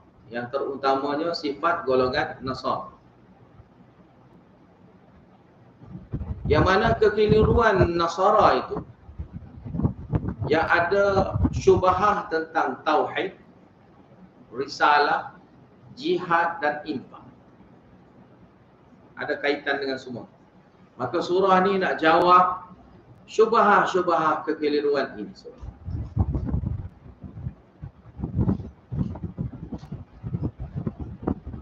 Dan surah Ali Imran ini nak membahaskan sifat Nasara, yakni mereka itu mensyirikkan Allah Ta'ala bi ghairi ilm. Syirikkan Allah Ta'ala itu tanpa ilmu. Syirik tanpa ilmu. Siapa dia golongan Nasara? Yahudi pula syirik dengan ilmu dan degil. Itu Yahudi. Nasara ni dia syirik tanpa ilmu dengan ilmu hawa nafsu lah. Tanpa ilmu sini mana yang dia gunanya adalah hawa nafsu. Jadi jawapan hawa nafsu tu ada kait rapat lah dengan golongan-golongan yang masih nak berkeras dengan adat resam. Lebih-lebih lagi kita ni orang Melayu. Di Malaysia kita ni ada adat resam Melayu. Maka dengan sendirinya surah ini nak menghapuskan semua adat resam Melayu yang tak sesuai dengan Al-Quran.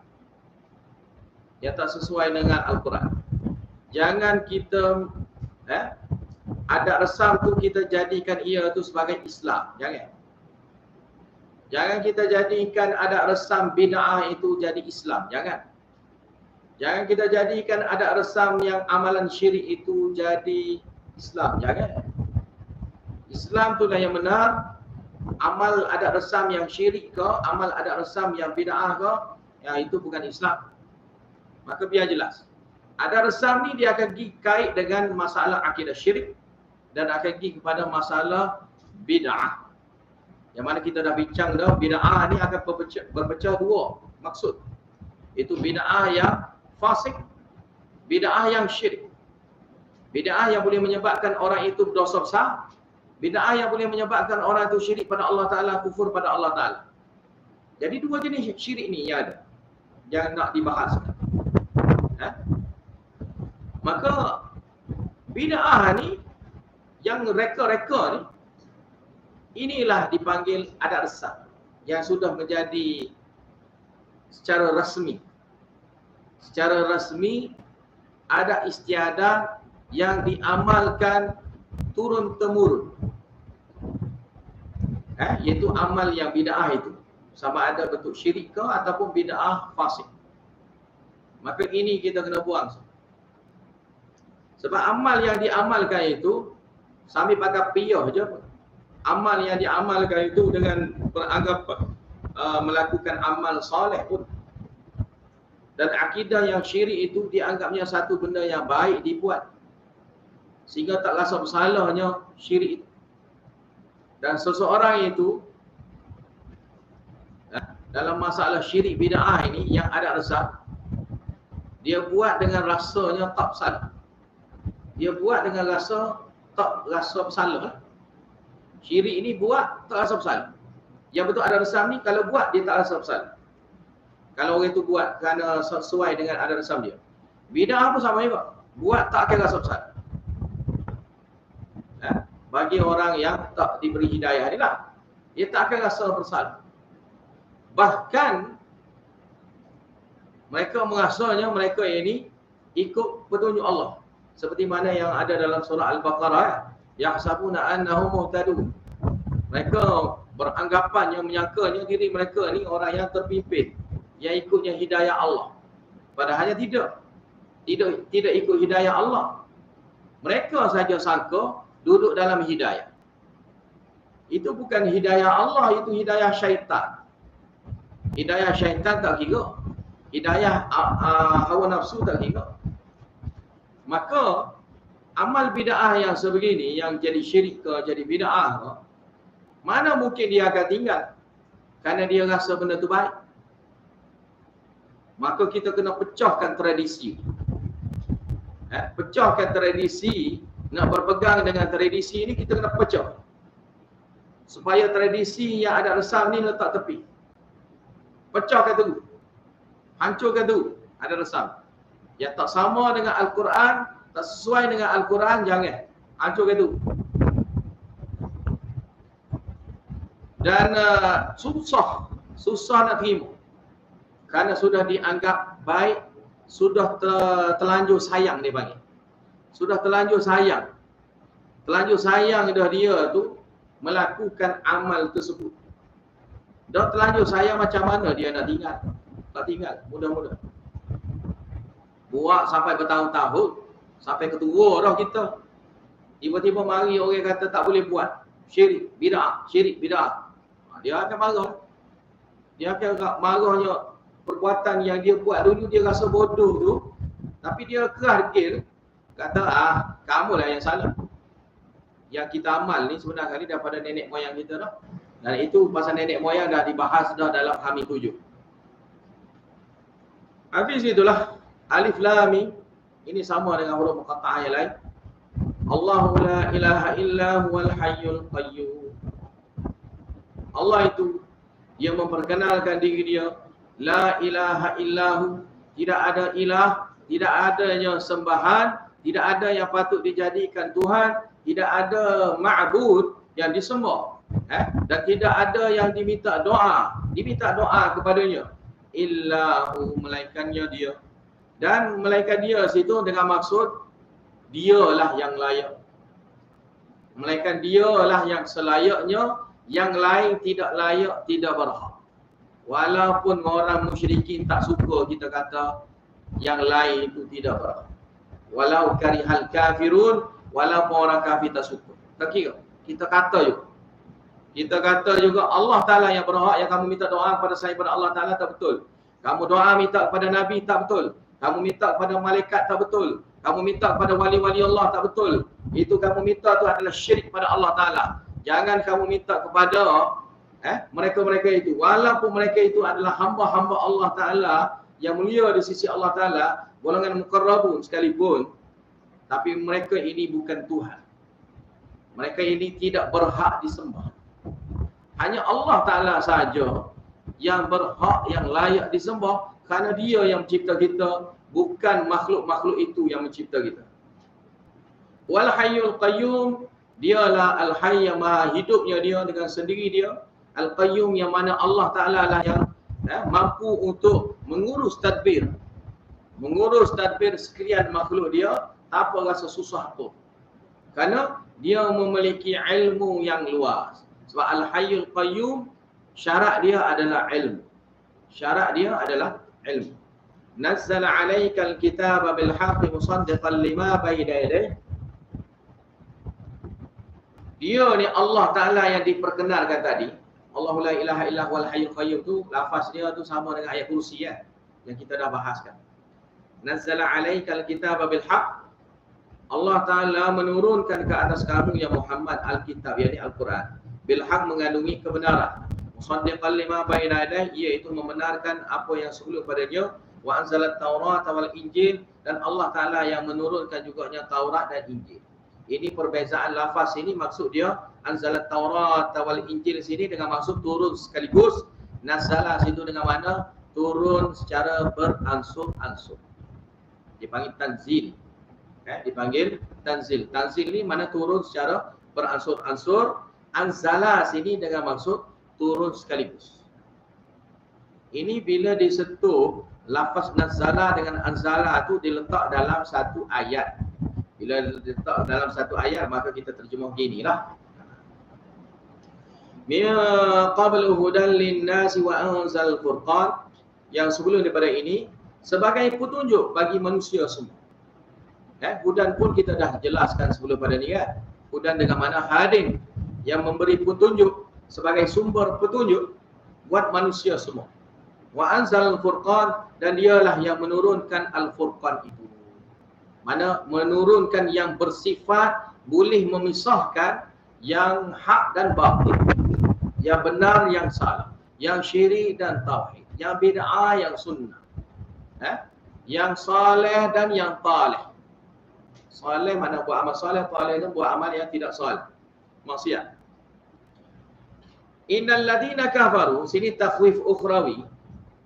Innal ladina kafaru, sungguhnya orang kafir yang menolak ayat-ayat Allah Ta'ala secara degil itu, lahum azabun syadid, mereka itu akan memperolehinya azab yang sangat keras.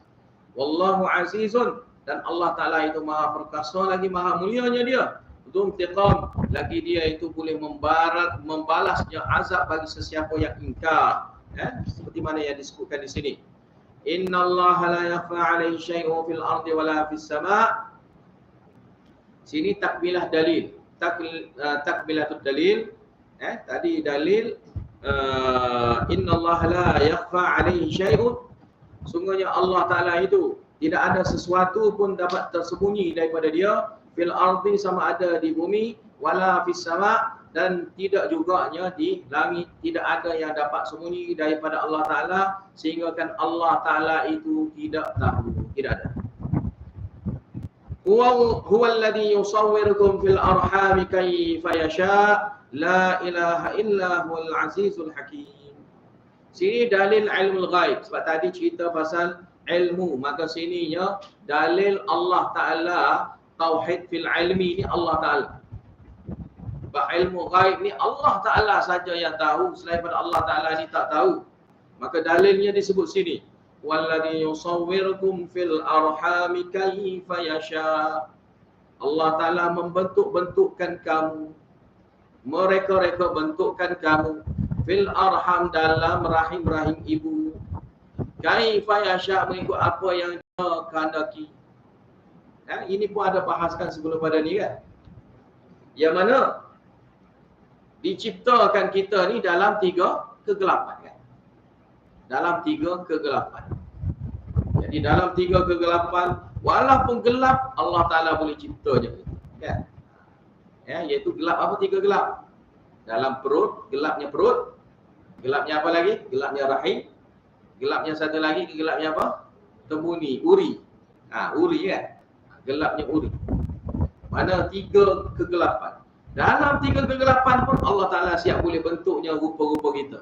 Tak adalah rupa kita tu jadi pelik kerana tak nampak. Tak ada. Allah Ta'ala boleh cipta-ciptanya kita tu, bik comel-comel, molek-molek adanya kita. Habis itu. La ilaha illahu, tidak ada ilah, tidak ada ma'bud illahu, melainkan dia.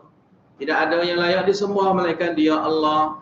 Al-Aziz, dialah yang maha perkasa. Al-Hakim, lagi dialah yang maha bijaksana. Ayat yang seterusnya habis itu pasal ilmu ghaib. Maka sini Allah Ta'ala nak beritahu tentang jawab syubhat. Jawab syubhat tentang masalah Al-Quran. Kekeliruan pemahaman Al-Quran, asas makna Al-Quran. Jadi ini asas dia yang kita kena tahu dalam Al-Quran. Dan inilah juga dipanggil usul tafsir yang kita kena tahu. Dalam Al-Quran, yang diajar dalam Al-Quran ini antara usul tafsir dia. Walladzi anzala 'alaikal kitaba minhu ayatun muhkamatun hunna ummul kitabi wa ukharu mutasyabihat. Dianya Allah Ta'ala, dia menurunkan ke atas kamunya kitab. Ini anzala ni sudah tak jadi masalah dah, kerana ayat dia duduk dalam ayat yang lain dengan secara tunggal dia tu, maka mafhum dia adalah dengan makna diturunkan, itu saja. Ya, kita tak bahas diturun secara ansur-ansur ke, diturun secara sempurna terus ke, tidak. Anzala alaikal kitab, Allah Ta'ala menurunkan ke atas kamunya kitab Al-Quran, minhu ayatun, daripadanya adanya ayat-ayat muhkamat, ayat-ayat muhkam. Apa itu ayat-ayat muhkam? Itu ayat yang mana terangnya maknanya, lagi tegasnya hukum dia. Itu jelasnya hukum dia tu adalah diberitahu secara jelas. Kunna ummul kitab, iaitu adalah asasnya kitab Al-Quran ini, asas dia adalah ayat-ayat muhkam. Maka tengok ayat muhkam. Wa ukharu mutasyabihat, dan yang selainnya lagi, yang seterusnya, yang satu laginya adalah mutasyabihat, ayat-ayat yang samar. Samarnya nak faham, mana lawan pada muhkam lah mana? Mana samarnya dia, mana tak terangnya makna, tak tegasnya hukum, bahkan kadang-kadangnya tak tahu makna langsung. Macam contohnya alif lam mim, tak tahu makna langsung tak tahu makna.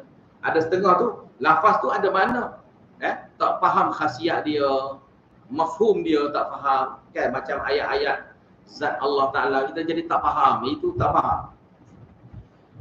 Fa ammal ladina fi qulubihim zayghun, manakala orang-orang yang di dalam hati dianya adanya serong. Zayghun sini mana serong? Serongnya dia cenderung. Serong ni maknanya cenderung ke arah sesat. Serong sini maksud dia cenderung ke arah sesat, iaitu milun ila dhalal. Zayghun sini maknanya milun ila dhalal, cenderung ke arah sesat. Cenderung ke arah sesat. Fayattabi'una ma tashabaha minhu ibtigha'al fitnati wa ibtigha'a ta'wilih. Mereka ni orang yang hati serong, hati serong, hati curang, hati yang jenis cenderung ke arah sesat ini, dia jadi nak ikut. Fayattabi'una, mereka itu ikut ma tashabaha minhu, ayat-ayat samar yang ada dalam Al-Quran ni dia jadi ikut yang samar. Sebab tu yang samar tu tak perlulah dia cara, tapi dia cara tu. Yang pelik-pelik itulah yang nak bahas. Ya? Bahal pasal pasal benda-benda ajaib lah, hak cerita dalam Al-Quran nak suruh ada juga pada pokok dia sebagai keramat lah kononnya. Dia nak suruh ada juga. Jadi benda tu diberitahu dengan umum gitu, umum sudahlah. Tapi dia pergi kait tu benda yang samar gitu, jadi cenderung pada dia ni jadi ke arah sesat. Jadi sesatnya dia ikut benda-benda yang samar, yang tak jelas. Dan lebih-lebih lagi pada ayat-ayat yang berkait dengan ayat-ayat mutasyabihat yang lain seperti pasal zat-zat Allah ke, seperti contohnya yang disebutkan dalam Al-Quran, maka itulah yang dia duduk sibuk-sibukkan. Sehingga kan kalau kita belajar tafsir, dia akan kata, okey, kamu belajar tafsir ke? Saya nak tanya soalan. Apa dia nak tanya soalan? Saya nak tanya soalannya, Ar-Rahmanu 'alal 'arsy istawa wa terjemah. Dia duduk sibuk benda tu. Dalam banyak-banyak Al-Quran, itu yang dia nak. Itu dia panggilnya hati dia ni sudah rosak. Rosak nak pergi ke arah sesat. Cenderung nak pergi ke arah sesat. Jadi pemikiran dia, hati dia. Jadi, dan yang sesat itulah dia ikut. Yang takwil itu dah dia ikut. Seperti mana? Ibtigha'al fitnah. Dia nak kepada fitnah, nak bagi pening pada orang. Fitnah ni mana bagi cubaan kepada manusia. Ibtigha'al fitnah sini mana fitnatin nas. Al-fitnah sini dengan mana fitnatin nas fi dini. Buat cubaan kepada manusia di dalam agama. Di dalam agama. Mana merosakkan manusia, bagi ujinya manusia, memunahkan manusia dalam agama, dalam pegangan agama manusia. Nak rosakkan agama. Dialah yang pembawanya berita-berita fitnah ini. Yang boleh merosakkan setengah-setengah orang yang beriman. Wa ibtigha'a ta'wilih, dan mereka itu inginkan mentakwilkannya. Takwil ni makna merubahkan makna yang ori dia. Dia panggil takwil, tafsirkannya. Iaitu takwil di sini dengan maksud batil. Mentakwilkannya dengan maksud yang salah. Maksud yang batil. Tapi Allah Ta'ala sebut sini, wa ma ya'lamu ta'wilahu illallah. Hakikat sebenarnya, tak ada siapa pun yang mengetahui takwil itu melainkan Allah Ta'ala. Jadi, sinilah nak beritahunya, tidak bolehnya sama sekali sesiapa yang mendakwa ketika dia mentakwilkan ayat Al-Quran, dia mendakwa pendapat dia inilah adalah pendapat yang tepat. Tak boleh. Tak boleh dia kata gitu. Sehingga kan golongan Asy'ari, golongan Maturidi pun dalam masalah ni pun berpegang yang sama. Tak boleh nak mentakwil. Tak boleh nak yang kita takwilkan itu nak dianggap sebagai qat'i, tak boleh. Bahkan dianggap sebagai zanni, sangkaan. Tak boleh dalam bentuk qat'i, mana benda tu pasti gitu. Takwil ini saja yang ada, selain pada ini salah. Tu mana dia?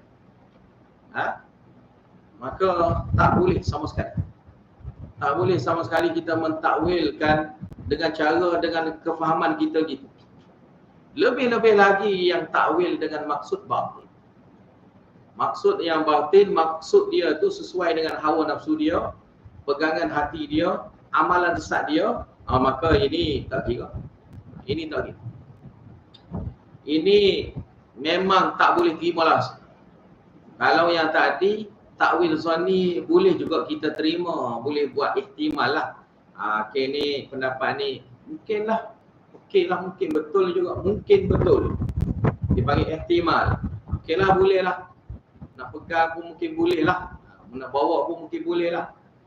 Tapi nak secara pasti itu tidak. Itu adalah satunya takwilan. Tak ada apa-apa kalau sekadar takwilan biasa gitu.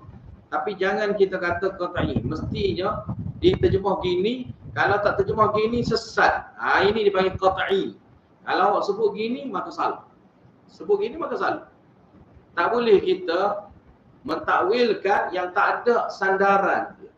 Tak ada sandaran daripada mana-mana ayat Al-Quran dan hadis-hadis yang sahih. Tak ada sandaran dia. Kita tak boleh kata qat'i, maka ia itu akan jadi takwil. Tak panggil tafsir dah lagi.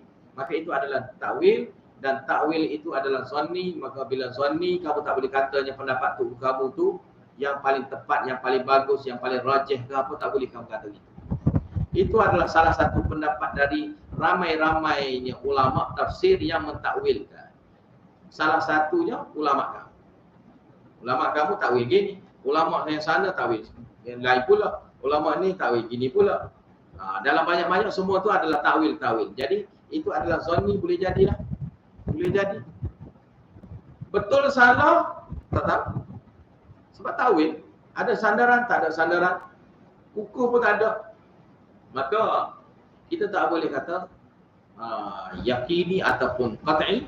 Maka itu adalah bentuk sangkaan semata. Jadi kalau sangkaan, janganlah kita duduk bawa yang sangkaan itu macam yakin. Jangan kita bawa yang sangkaan jadi macam yakin. Jadi macam yakin. Hanya yang yakin jadi yakin, yang sangkaan biar kekal sangkaan. Ia adalah bentuk sangkaan, biar. Maka jangan duduk bahas, jangan duduk pala benda yang dianggap, benda yang dianggap sebagai sangkaan, benda yang bolehnya, pendapat itu adalah yang bentuk boleh jadi. Jadi boleh jadi betul, boleh jadi salah. Jadi orang kadang-kadang bila kita kata boleh jadi betul, boleh jadi salah, dia rasa tak sedap lah. Oh, kamu nak kata tu aku salah kan? Habis pun saja kan ada tegur, orang lain tak ada tegur kan? Orang lain pada tegur juga. Jadi kesimpulannya jangan takwil. Sebab takwil itu yang tahu sebenarnya takwilnya Allah Ta'ala. Sebab itulah kalau seperti mana yang Syah bin Allah Dahlawi, cara dia adalah senang saja. Ayat mutasyabihat itu kita tak cara lah. Yang kita caranya ayat yang seterusnya, yang ayat muhkam. Itu yang utama. Itu yang utama. Macam kita dalam ayat kursi tu kan. Pasal kursi itu tak secara lah. Pasal kursi itu. Wasi'a kursiyyus samawati wal ard wala yaudu hifdhuhuma. Itu yang pentingnya. Allah tak ada rasa berat apa-apa pun nak jaga langit dan bumi ni. Jadi tak perlulah sampai kita lagi kena takwil yang kursi itu dengan mana kuasa lah apalah, lepas tu kuasa pula, kuasa pula. Kita takwil kan. Kursi jadi mana kuasa. Boleh jadi. Kalau dia takwil, bukan dia seorang yang takwil gitu, ada ramai lagi yang takwil. Maka kita kata apa? Boleh jadi. Boleh jadi. Nak terjemah secara zahir, memang gitulah, kursi adalah kursi. Dan takwilan yang lain pada tu ada ke tak ada? Ada tak ada? Tak ada, kita biar gitu. Dan biar gitu, ada mutasyabihat situ. Yang mana mutasyabihatnya masalah Allah Ta'ala dengan makhluk. Zat Allah dengan makhluk. Yang jadi masalah sama. Kita duduk atas kursi, jadi Allah Ta'ala duduk atas kursi. Maka kita kiyah gitu, jadi pening kepala kita nak kiyah tu, nak bagi nampak dalam otak fikiran kita, tak akan keluar. Kan? Duduk atas kursi. Kursi kita atas dunia ni pun bermacam-macam jenis kursi tu. Kan? Orang yang hidup sana nikah tu pun duduk atas kursi juga. Kan? Tapi kita panggil tak panggil kursi dah, kita panggil pelami dah pula. Kan? Lepas tu kalau kursi tu besar apa, kita panggil sofa lah pula. Kan? Lepas tu kalau hak jenis ada boleh sandar-sandar, tu panggil kursi malas pula. Banyak. Gitu kursi pun ada banyak jenis dah kursi. Jadi dalam hal kursi itu saja tu, tak perlu kita nak takwil. Asas silahnya kursi tempat rehat kaki. Allah Ta'ala berhajat apa semua sekali, mana aku tahu hal ni hal Allah. Kita nak cerita lebih-lebih pasal Allah mana boleh. Hanya Allah Ta'ala beritahu pasal dia, setakat itu sudah habis cerita. Stop setakat. Tapi orang ini tak nak stop. Dia kata tak boleh. Kalau tidak orang jadi sesat. Sesatlah kalau bahas. Jangan bahas. Kalau sesat tu bila bahas. Kamu jangan bahas. Kita stop dengan apa? Laisa kamitslihi syai'. Tak ada siapa pun sama dengan Allah Ta'ala. Tak ada sesuatu benda pun, apa ke, barang ke, orang ke, apa saja makhluk. Tak ada satu pun serupa dengan Allah Ta'ala. Walam yakul lahu kufuwan ahad kan? Walam yakul lahu kufuwan ahad. Dan tidak ada satu pun yang sebanding dengan Allah Ta'ala. Tak ada pun. Laisa kamitslihi syai'. Tidak ada yang sama dengan Allah Ta'ala. Tak ada yang sama. Sebanding pun tak ada, sama pun tak ada Allah Ta'ala. Jadi Allah Ta'ala dah beritahu dah gitu. Kursi maka kursi. Selesai gitu. Habis itu. Kalau kita takwil, takwil ni lah. Kita tengok yang ahli takwil, bila sampai ayat mutasyabihat, ayat tu lah yang paling panjang. Ayat-ayat muhkam dia tak tulis panjang pun. Ayat muhkam dia tak tulis panjang. Kan? Ayat muhkam tak tulis panjang. Macam saya ada pernah dengar ada orang tu mengajar tafsir Al-Quran. Ayat-ayat tentang Allah Ta'ala dia tak faham pun. Dia tak faham. Tentang Allah, tentang kebesaran Allah yang Allah Ta'ala memperkenalkan diri dia tak faham apa dalam tafsir dia. Berak sampainya ayat-ayat fiqh. Maka dia pun faham. Mazhab ni, mazhab. Dia baru dia nak faham. Oh, bila masalah fiqh dia. Jadi dia nampak Quran itu jadi fiqh. Guru saya pesan. Quran jangan kita buat jadi macam kitab fiqh. Sebab Quran itu bukan kitab fiqh. Quran itu adalah Quran. Dia bukan kitab fiqh. Kita kena bezakan kitab fiqh lain, kitab Quran lain. Setengah orang kata, oh Quran tu ajar tasawuf, dia kitab tasawuf paling besar. Quran bukan kitab tasawuf. Quran bukan kitab tasawuf. Kamu yang dakwa kitab tasawuf. Pokok fiqh pula kata, Quran tu kitab fiqh. Tidak. Pokok tasawuf bila dia tafsir Al-Quran, dia akan ulas pasal tasawuf dia tu lah. Tu je lah. Lain-lain dia tak bahas. Jadi, tak sampai maksud Al-Quran. Quran sebenarnya kalinya nak ajar pasal akidah. Poin utama dalam Al-Quran. Semua kalau kita tengok, mana ayat? Semua Allah. Berapa banyak Allah? Banyak mana Allah? Lafaz Allah, dia, Allah. Dia pun sama lah. Dia ke kami, kadang-kadang dia sebut dia, kadang sebut aku, kadang sebut kami. Ataupun terus dia direct beritahu nama dia Allah, ataupun dia kata Ar-Rahman ke. Mana dengan ganti nama dia yang lain-lain ke. Jadi nak ceritanya daripada awal sampai akhir, pasal Allah. Allah Ta'ala nak memperkenalkan diri kita pada dia. Tapi melalui sifat dan perbuatan dia. Bukan zat dia. Cuma zat tu dia nak kenalkan kita tu sikit-sikit. Kenapa Allah Ta'ala buat gitu? Nak tahu ni lah. Orang yang adanya otak serum. Orang yang otak serum ni, yang mudah nak jadi sesat ni, jumpa ayat-ayat gini dia pun jadi sesat. Jangan. Jadi ayat Al-Quran benda yang utama kita utama. Mutasyabihat, alif lam mim ke apa, tak perlulah nak ulas. Alif tu maknanya alif. Sebab ni ada kadang-kadang bahas pokok tasawuf pula. Alif lam mim ni pokok tasawuf ni ulas pula tu. Sampai kalau tasawuf tu pergi pada silat pun ada. Alif lam mim tu jadi silat pula. Cara nak bersilat tu guna alif lam mim pula. Sampai setara tu buat. Panggil silat tu lah, silat ni lah, silat kalimah lah, apalah. Dia ambil dia. Dia pilih ayat-ayat mutasyabihat tu. Dia huraikan sendiri, dia takwilkan sendiri. Dengan pandai-pandai dia. Gitu. Itu yang seru. Cara yang salah. Ada satu orang tu. Dia learn ni pun dia bagus jugalah dia learn ni. Alhamdulillah lah. Learn ni pun dia ke arah tauhid lah. Tapi kalau dulu dia tu, alah siapa-siapa pun jahiliah lah kan. Maksud saya tu. Mana ada itu dia buat ni lah. Dia buat silang-silang kalimah lah. Ada kawan saya tu. Duk marah lah ke dia ni. Jadi dia ni pun marah balik. Cabar dia. Mai kita bergoj. Mai kita bergoj. Jadi dia nak buat, nak tunjuklah silat dia tu. Kawan saya ni jadi pergi belajar silat lah, habis silat. Main belakang, kungfu ke apa pun dia belajar belakang dengan orang. Jadi orang ni, dia, orang cabar dia pun on je lah. On tu, kawan ni, dia buka tapak silat dia tu. Dia buka tapak silat dia tu dengan cara syirik lah. Dia guna kalimah. Dia guna kalimah dan yang ni lah Allah di depan apa itulah, malaikat duduk belakang kau gana kau gitu.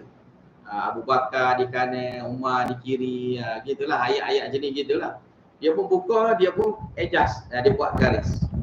Mana kalau orang itu masuk kena. Kawan saya masuk. Kawan saya tu masuk. Dia kata nak sangat.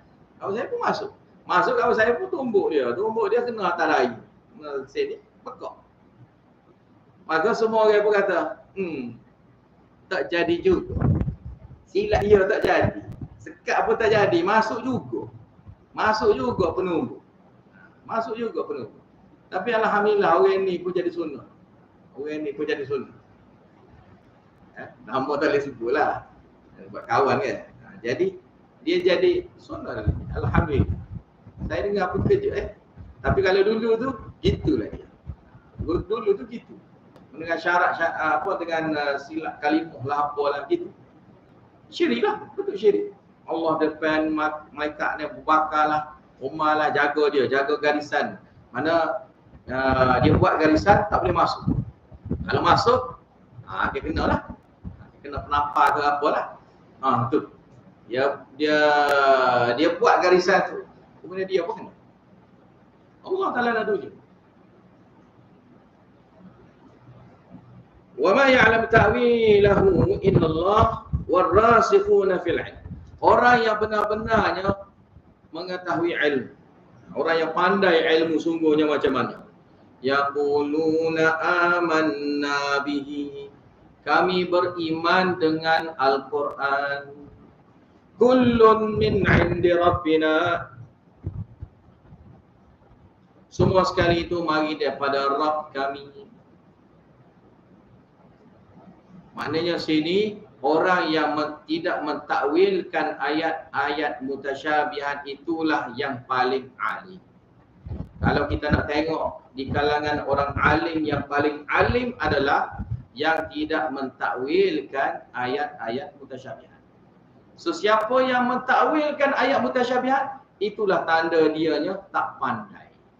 Tak pandai ini. Kalau dia takwil, itulah tanda dia tak pandai.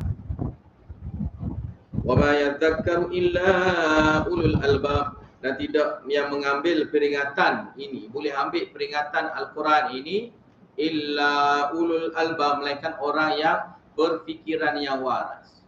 Sebab orang yang berfikiran waras dia boleh sedar mana ayat Al-Quran, mana hak jadi pendapat sangkaan. Dia boleh tahu ni pendapat sangkaan je. Setakat sangkaan tu siapa-siapa boleh sangka, kita boleh sangka sendiri. Kalau ada sandaran, maka itulah kuat. Sandaran nas, sandaran Al-Quran dan Sunnah itu. Habis itu, bila mari masalah-masalah yang berat, yang sampai gininya teruk, maka sini Allah Ta'ala ajarnya doa. Allah Ta'ala ajar kepada kita berdoa. Surah Ali Imran ni antara surah yang mengajar cara berdoa. Banyak dalam ni ajar cara berdoa dan lafaz doa. Cara berdoa dan lafaz doa dia ada dalam surah Ali Imran. Sebab tu kalau nak tahu cara berdoa, nak tengok ambil contoh berdoa, tengoklah dalam surah Ali Imran. Sampai habis ada ceritanya pasal doa. Awal sampai akhir. Sebab tu saya sentuh sini ya, surah Ali Imran. Esok insyaAllah ada tambahan surah lain. Tapi ni saya akan sambung daripada depan ni yang lain. Lepas tu yang daripada selepas daripada surah Sumar baru ni, yang mana kita akhir dengan surah Ahqaf apa semua sekali tu, kita akan sambung jugalah selepas pada tu, tapi sambung daripada belakang. Yang daripada belakang, yang daripada depan inilah. Mana harapnya kita bertemu takutlah. Takut. Rabbana la tuzigh qulubana ba'da idh hadaitana wa hab lana min ladunka rahmah innaka antal wahhab. Wahai Rabb kami, la tuzigh qulubana, jangan pesongkan hati kami. Jangan pesongkan hati kami daripada menerima iman. Jangan pesongkan, jangan balikkan. Jangan jadi gosoknya hati kami lah nak terima iman. Ba'da idh hadaitana, setelah daripada engkau memberi nikmat iman itu, hidayah itu kepada kami. Memberi hidayah, memberi nikmat hidayah kepada kami. Wa hab lana min ladunka rahmah, dan kurnialah kepada kami ya, buat kami daripada sisi engkau ya Allah rahmat. Bagilah rahmat kepada kami. Innaka antal wahhab, sesungguhnya engkau lah ya Allah sahaja yang boleh memberi, yang maha memberi.